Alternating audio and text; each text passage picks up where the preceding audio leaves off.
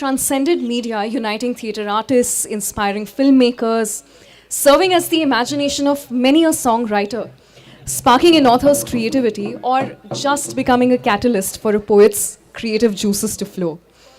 And yet, in all of this, whatever the message that one chooses to relay, the road that one chooses to convey that message becomes equally important, if not more. Now, we have quite a blend of theatre, filmmaking, and writing on this stage as well, where we are about to dive into how the medium holds as much weight as the message.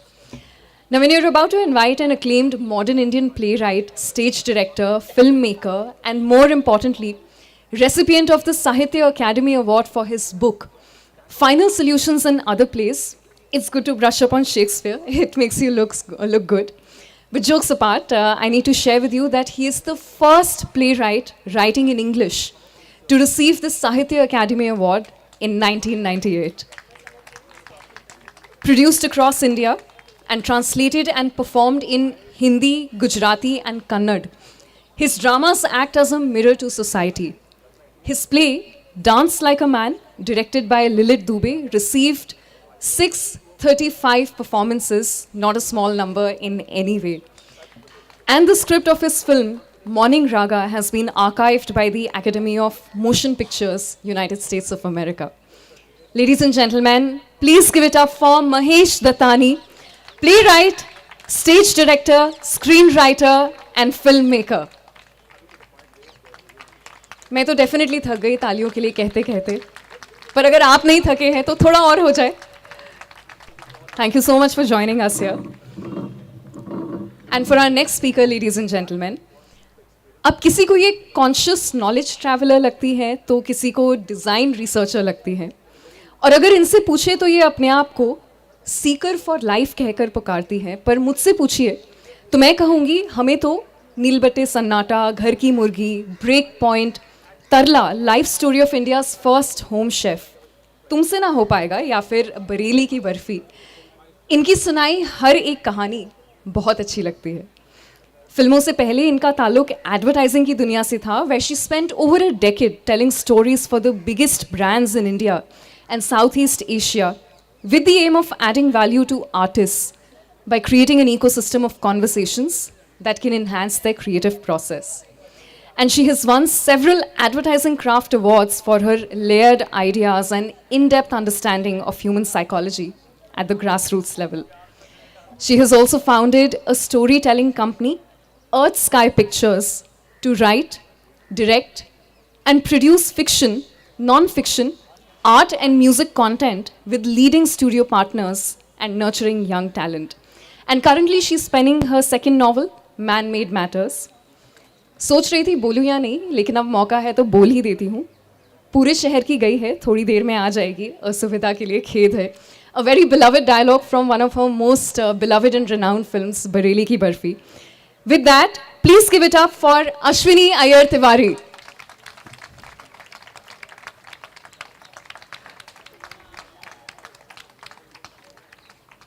Let me now make you meet our next speaker on this panel. Her rich experience spanning 2 decades has made her into a seasoned film, television, and OTT content creator and writer. And perhaps it is a result of her experiences that she truly believes telling a compelling tale is more vital than the format. Now, she received the Wonder Woman Award 2023 as a trailblazer, and it is her love for storytelling which inspired her to write her first book, A Dark and Shiny Place, an intensely thrilling, deeply emotional, and experiential journey of a woman who begins to lose track of reality. You know, wherever life takes you, when one is a storyteller at heart and loves to capture them on camera, the camera and the stories always keep calling out to you, and it's the same with her. She soon plans to return to filmmaking while producing popular and distinctive web series. Ladies and gentlemen, please welcome on the dais, Pragati Deshmukh. अब travelling और books के बारे में क्या ही कहना. Travelling and books have always made the best of companions for each other. Add to that a mix of a literary festival and you've got a super hit recipe. Our moderator happens to be the founder of the country's premier traveling literary festival, the Kumaon Literary Festival. Having authored scholarly research papers on Indian cinema, his coffee table book, The Indians, was a bestseller. His family has established the Indian Cinema Heritage Foundation, a non-profit initiative to document the rich history and heritage of Indian cinema. And his latest book, Anarkali, is a historical fiction, and we saw the beautiful cover just a few minutes back, a few hours back, if I may say so. The founder president of Insolvency Law Academy, he is an insolvency lawyer of global eminence. Ladies and gentlemen, please give it up for our moderator, Sumant Batra. And with all that, I hand over to you and take an exit, albeit temporarily. Thank you, Niharika, for very sweet introductions of the panel and for me as well, as also to introduce the topic itself for the panel, which was very helpful. I know we have only 35 minutes, so I'll skip some of the formalities and hit the ground straight away so that we can make the most of the time that is available to us. I have a very diverse panel, and I feel very privileged to have each one of you. Some of you I have known, some of you I know, and it's a pleasure to know you, Mahesh, because we haven't really met, but it's such a brilliant panel, and I feel very privileged to do that, this conversation with you. Now, talking to the media, of course, we all understand the power of the media. The media as medium, different kinds of medium, has ability to communicate, ability to create impressions, ability to create a kind of impact which is sometimes unimaginable. And we've seen this more particularly in today's world when we have medias in now much greater avatars than we had ever anticipated or imagined. When we were growing up, we were familiar only with Doordarshan, and that too with very selective hours when it used to come up. But today, there is a limitless choice that you have. The outreach is phenomenal. It's even unimaginable, the kind of outreach in all languages across the globe that it does. Yet, as diverse as my panel, there is, at the same point in time, a common thread that runs through the media, the kind of media or the medium that we're going to talk about, which is creativity. And creativity itself is very dynamic. It is not really something which is static. And I'm leading now to my first question. So for example, a book. You take a book. A book is a book somebody has written. But if I give the book to you, Mahesh, you would look at it very differently. You would be reading it from a very different prism. The prism of your creativity, your experience, your perspective of life, of how you see characters and how you see the stage, the lights falling on the stage, your audience sitting out there.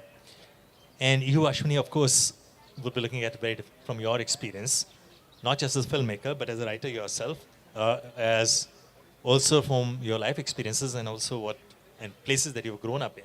All that also makes a huge amount of difference in terms of how you are visualizing that book, in terms of how it could actually shape into something as a different medium to communicate, other than what it is as a literature. And you, Pragati, of course, you have to see how that can be monetized. And monetized in the sense that creatively. Of course, even play or big screen film is a monetization in some form, but it is a manifestation of creativity at the end of the day.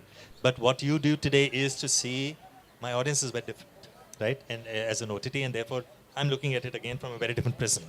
Now my question is, when you get a story or a book or anything that has the potential of being a story or a book converting into a script or a screenplay or a playwright as an idea, do you really read it or think of it starting from the particular medium, or does the medium that can more effectively communicate the story shapes as you read it? And that's the question that I'm going to ask you first, because for me it is very important, because all of you have very diversity, but also a huge amount of diversity, but also there is a commonality. And I'm at the moment on the commonality rather than the diversity. So therefore, to repeat the question, if you are reading a story or a book, is the medium shaping in your mind, look, this is perfect for my play? Or are you saying, no, this is best for a film, or this is, and this is a question that I'm going to ask all the three of you. So perhaps maybe we can start with you, Mahesh. Yes. Well, I think, like you rightly said, we're looking at diverse art forms, and I think there's great art in marketing as well. I think this kind of very simplistic binaries of art and commerce are not realistic at all. I think art has always been backed by commerce, and there is art and commerce as well. I mean, you can't make a movie like I don't know, Dilwale Dulhania Le Jayenge, unless it's artistic, unless it has artistic merit. And that's what makes the difference, right? So I'm very glad you began on that note, that you're looking at these common threads, right? Now, you asked a very interesting question, because I have adapted Paulo Coelho's book, The Alchemist, onto the stage. And one of the questions that came to me first by the producers was, how do you plan to do this on stage? And I said, look, the stage can bring something that's completely different from what a film can do with it, right? Now, film, all digital media, if I may sort of misquote, are weapons of mass seduction. They seduce. You know, they're very, very graphic. They're sensorily very, visually very attractive. And so you already have your audience in awe of the medium, right? I am a fan of cinema as well, and I'm completely in awe. And we all know, I don't think there's anyone who is left unaffected if you bump into a movie star, or you meet a star movie writer or something. Immediately your jaw drops and say, wow, this person has written this film. I loved it so much. I'm such a great fan, right? So yes, they're weapons of mass seduction. Now, the medium of theater doesn't offer that, but it offers something very, very special to it, which is that we breathe the same air. Right, the audience, the performer, were breathing the same air. It is very much connected to the present moment. It is a communion. I mean, there's a reason why we're having this. All of us have traveled different cities, and we've come here in person. The audience here have come in person. I mean, it's so easy for the sponsors to say, oh, why not just have a Zoom conference? Is it the same thing? No, it isn't. So what's that difference? What's that magic that brings us all together? And that is the communion. And that's something that the more disintegrated our society gets, right, the more easy it is for us to sit in our living room or our bedroom and consume art, the more we're going to be drawn to the theater and the communion that it offers. So when I did The Alchemist, I was wondering, what is it? And it's the idea behind the entire journey that this protagonist takes across Africa and to the pyramids, and then comes back to discover the treasures in his own courtyard. I decided to tell it very simply and allow the magic of the story to affect the audiences. And I focused on all the feelings and emotions, because that's something which the theater offers very, very directly in a very raw way. Again, there are common threads. I mean, you can't watch a movie and not be moved. If it is a good film, you are bound to be moved by it. So it's not that. So I think different mediums offer, if you could take the same book, it would be done differently as a screenplay, it would be done differently as a stage play. Okay. So now I picked up 2 points from your comments and observations. One, you mentioned about the weapons of mass seduction, and you believe that even theater can be. The very fact that you've done over 600 shows that there is a mass element to that, right? But you also made the point of how, in terms of the impact, the theater can be more intimate. So the same story can be told more intimately, because there could be even eye contact. The And if you're in a more intimate setting, actually the artist could go and touch the audience. And we experienced this 3 days back. I was telling you, Ashwini, and you also, Pragati, that we hosted this serendipity play 3 days back. We had only just about 50 people in the amphitheater. It's a small amphitheater with 3 step levels. And there was a single solo play. But everybody was in awe because she actually communicated with almost everyone, not just using her eyes, but even physically. She would go and touch, shake hands, and she was virtually communicating with 60 people in the room. So that I take your point on how it can actually create a very different kind of communication, which is also more relatable and also more intimate, and I think more impressionable in a different way. And if I may say, it's probably more individual level impressionable. Uh, while if you come to you, Ashwini, I mean, the same story, from the same book, while remaining as a weapon of mass seduction, could create a very different different levels of impressions, impact, even euphoria, hysteria. I mean, because the outreach is so phenomenal, the grandeur can be so phenomenal that it actually sometimes even compels people to start throwing coins, dancing, even firecrackers in the rooms, which we heard of recently. And what do you think? I mean, I think the same book, the same story, through your chosen medium, which is the big screen. I think the evolution of storytelling has come right from the beginning of, I would say, the Stone Age days, where there would be people who would be sitting around a fireside and telling stories, is because that's what you did. You told stories and there were people to hear. So there were oral stories that time. From oral stories, then I think the most common denominator of hearing stories was from your grandmother and grandparents, where you heard stories.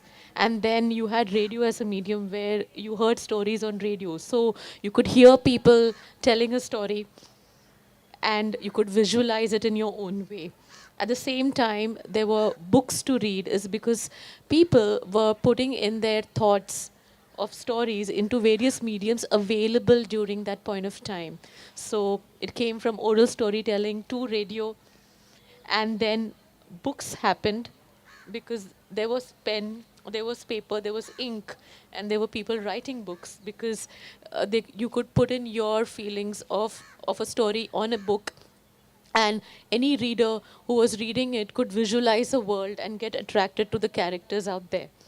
Theater actually, if correct me if I'm wrong, started off with a social cause of going and doing street theater because you wanted to communicate a message. So it was more of a social awareness. It was telling social stories which could change the thought process of an individual. From there, theaters moved into setups where we could tell stories because there was someone writing a book.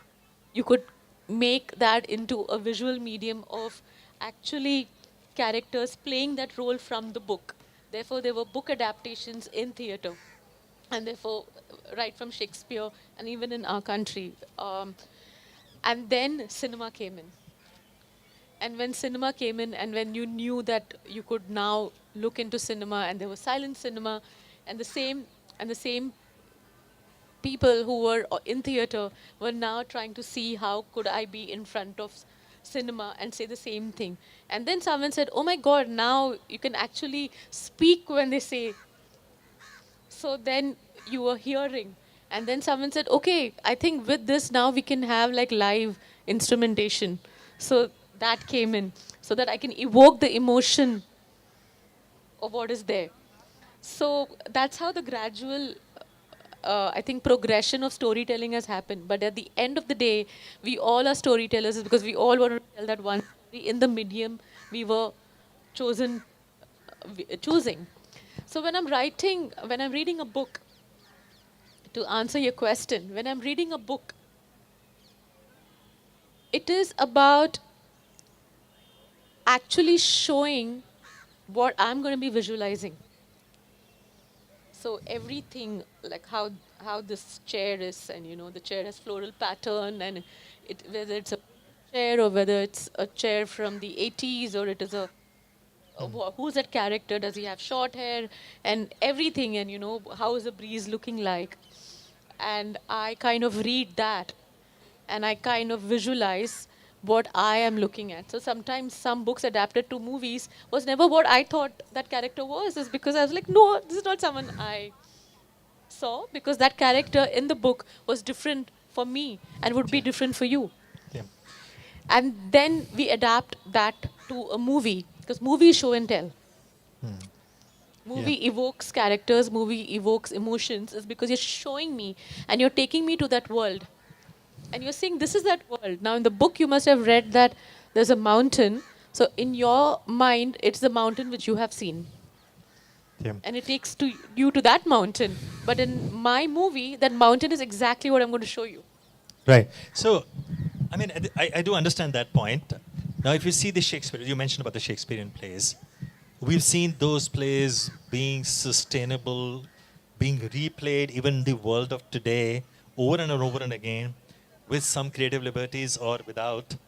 And yet, the Shakespeare plays resonate even today as much as they did probably as many years back. But yet, on the screen, they can create a different kind of a, aura, like whether it is the Haider, whether it is Omkara, whether it is Makbul. I mean, I'm talking about Vishal Bhadur films, but films have been made much before that as well. Sorab Modi made one. I'm forgetting the name of that now. So I take your point that you can create different creative products out of the same book. But let me ask you a very different question. Have you ever read a book and said or felt that maybe this is not suited for a film, but it would be great for a play? Just because you feel that if I take too much of creative liberties with it, the essence of the book will be gone and it's best told as a play. Because when you do a play, that my set will be about 10 items on the stage. But when she is thinking, she even thinking of locations. Yes, she is thinking of costumes. She is thinking of 10, 15 artists, extras. The grandeur is very different. To fit in the same creativity, I mean, how that is playing is where the art is, isn't Yeah, I it? think I have a very good problem nowadays. The problem is that if I see a very well-written book, my problem is that should I make it as a web series or should I make it as a 2-hour Yeah, so film? absolutely And a up to lot that of for- stories, and I think she would be able to add more because she's on the commissioning side. A lot of stories, what happens is that there's so many beautiful multiple characters that I'm like, okay, this is not going to do justice for a feature film, because a feature film has certain criterias. You need to have a song, you need to have a dance, you need to have a beginning, middle, and end. The characters have to be lessers because you need to put it in a. If you're making a film which is theatrical, and in today's day and age, even more so, that you need to have the right ingredients. So, Bareli Ki Barfi is actually an interpretation from a French book called Ingredients of Love, and I kind of happened to read it in Delhi airport. Because I thought it was a very breezy read and it was an English translation of this French book. I had no idea. And I didn't even know it's a French author. And I read it and I was like, there's something so nice about it. There the idea was mistaken identity. And there was nothing even close to what we have written. But of course, I was taking that gem of an idea came from that book. So of course, we got the rights of the book and everything. But it was about one woman who is like a chef and she makes cakes in France somewhere. And the guy who comes to meet her, and someone has written her about her book, and there's nobody even close to Bareilly. yeah, yeah, but yet, I mean, But you've there is an created such a interpretation. There is an interpretation there. Um, and so that's how you kind of see if you now see what is happening in the web space. Most of the best shows which are there, and correct me if I'm wrong, but this is what I have kind of diagnosed, is that are from books. Most of the stories, most of the web series which are there right now, especially the international ones, are book adaptations. So which means there are amazing authors writing out books, and there are some authors who also write books particularly only for movies. Yeah. So I It's think like a screenplay. Yeah, so you made an additional point to the value creation in terms of creativity out of the same product, that is book, is the experience. Because when you are thinking of converting a book into a creative product, you're, you are actually creating in your mind uh, the experience, the levels of experience that you'll be able to create for the audience. Because ultimately, you're still telling a story, but how it leaves, how it becomes experiential.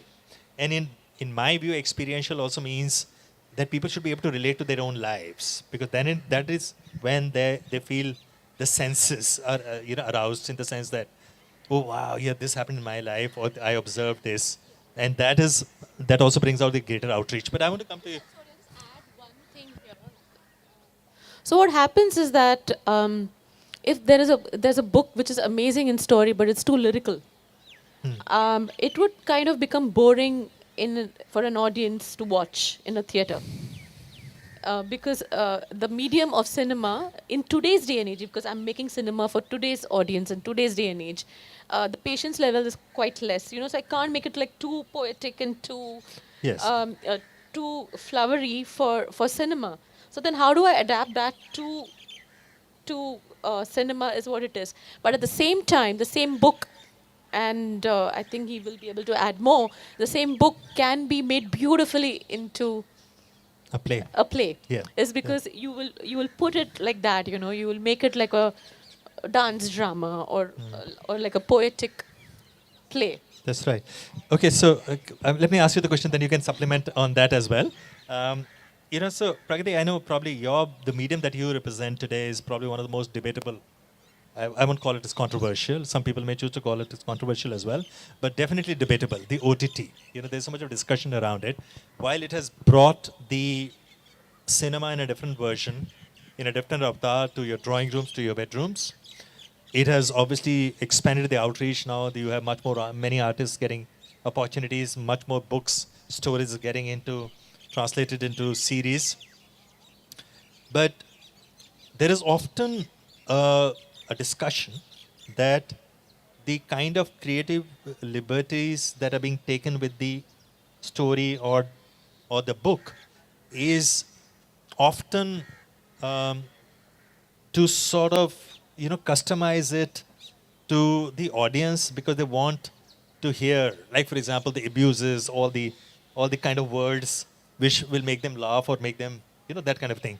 Now, do you think that kind of creative liberty is something which is something which is there to last? It is short-lived. It is experimentation or acceptable. I mean, we're not judging it, and I know that for you, you are representing the platform. Your answer will be very, very diplomatic. But yes, yeah.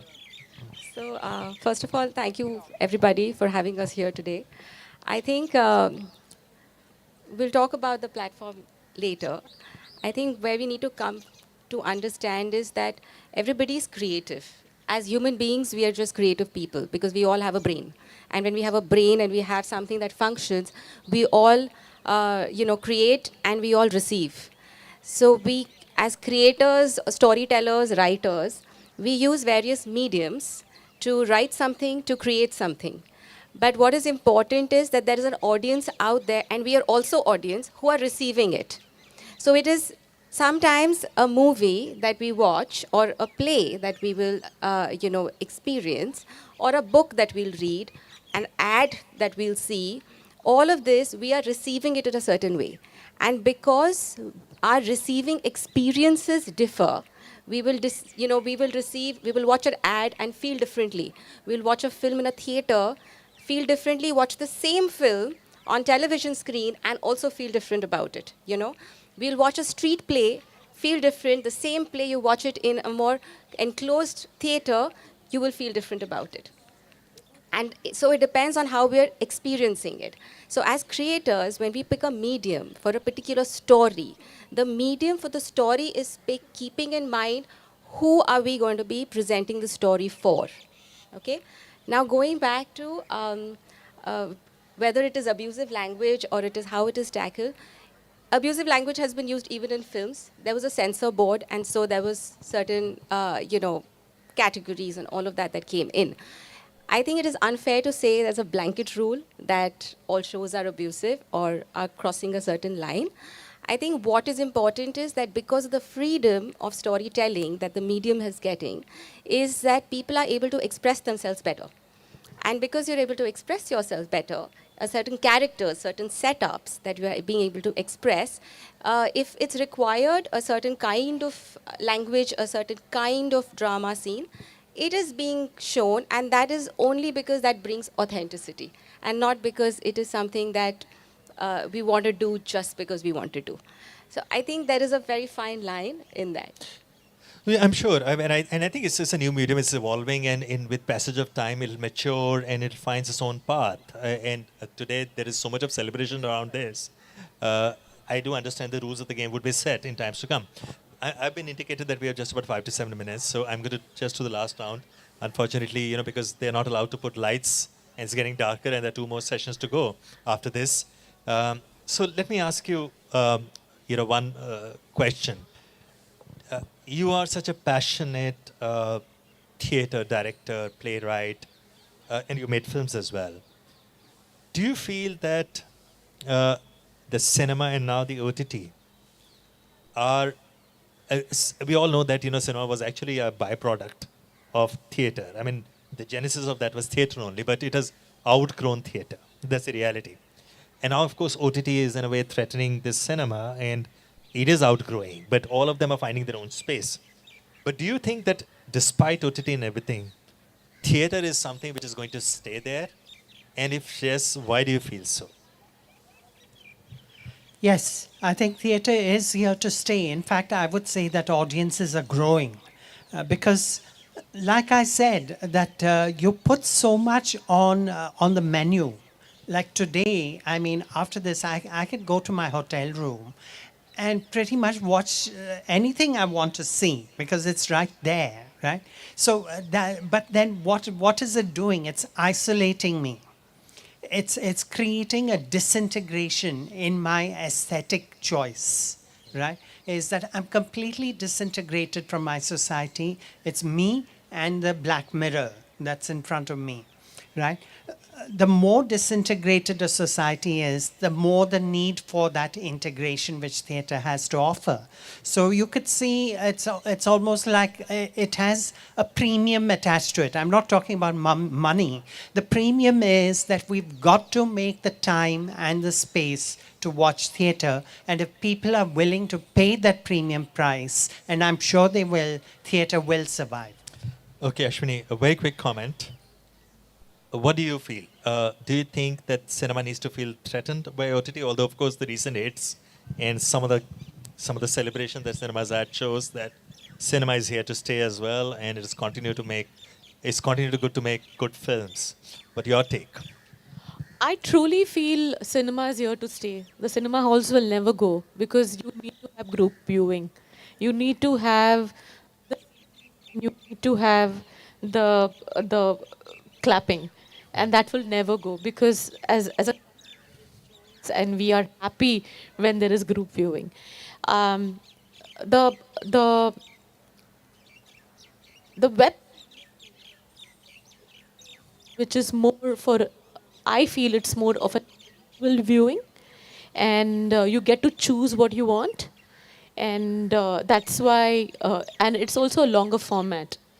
So them have their two different mediums and two different ways to tell a story. And I would also say that it's the best time we as storytellers are there is because every storyteller of every kind can get to tell their cinema, whether they want to tell it on a platform, on an OTT platform, or they want to tell it in cinema, because there are different kinds of storytellers, and what better way for actors, for for directors, for writers to tell the story they want in the given language just chose to say. I would have never seen so many different language films if for not OTT. Okay, Prakriti, I'm going to ask a different question because your answer will be very predictable. We're going to defend OTT. Yeah. I'm going to ask you this. I'm going to ask you that how challenging is it for you to sort of say no to so many requests for commissioning that you would be? It must be overwhelming. Everybody wants his book to be an OTT. Everybody is actually writing books so that they can be an OTT. I mean, everybody I speak to say, "Oh yes, man, I think my book is perfect for OTT." And I mean, do you think that this is something which is a great thing for you because you get so many choices, or do you really think that this is overwhelming you? And so, just your views, because I'm sure there's so many people in this room also wonder, this audience who also wonder, you know, how does OTT film get made? How does the books get selected? Who decides how, etc.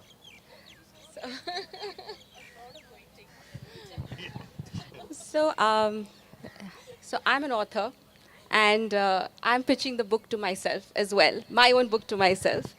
I'm happy to have an offline conversation with everybody after this, but I want to definitely tell you that all mediums are learning to coexist. There isn't a better time in storytelling, in films, in web series, in even theater than the time we are in today.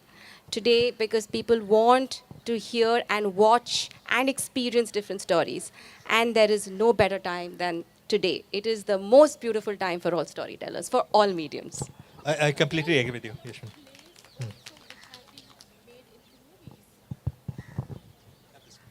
There are a lot of plays also which have been made into movies, and what better way to see even plays being aired on OTT channels? Yeah, that's right. And I think one of the other collateral benefits of this is that so many artists, you know, who would never get an opportunity to act on the big screen are getting opportunities, are getting greater visibility, greater recognition. All that is happening as well. And more people are encouraged to write because they do believe, they see the prospects of that converting into whatever. So I know Niharika has been eyeing me, and now before it gets into dirty looks, I have to wrap this up. So thank you so much, Mahesh, Ashwini, and Prakti. I really appreciate. I wish we had longer time, but that is how it happens, you know, because there were such brilliant sessions before us, and they take longer time. But thank you so much, and thank you so much for listening, please, and waiting. Thank you. Oh God, what to say? Time gives me dirty looks and I have to do the needful. But it's okay. You know, this is a conversation we could have gone on to listen again and again, but I guess we must put a stop to it here. So, ladies and gentlemen, that was a playwright, an author, and a filmmaker's take on their chosen road to create, connect, and converse. Many thanks, Mahesh. Many thanks, Ashwini. Many thanks, Pragati and Sumant, for bringing it all together so beautifully. And I guess there was a lot more to explore, but perhaps next time. Thank you so much for that lovely, lovely conversation. Thank you. The next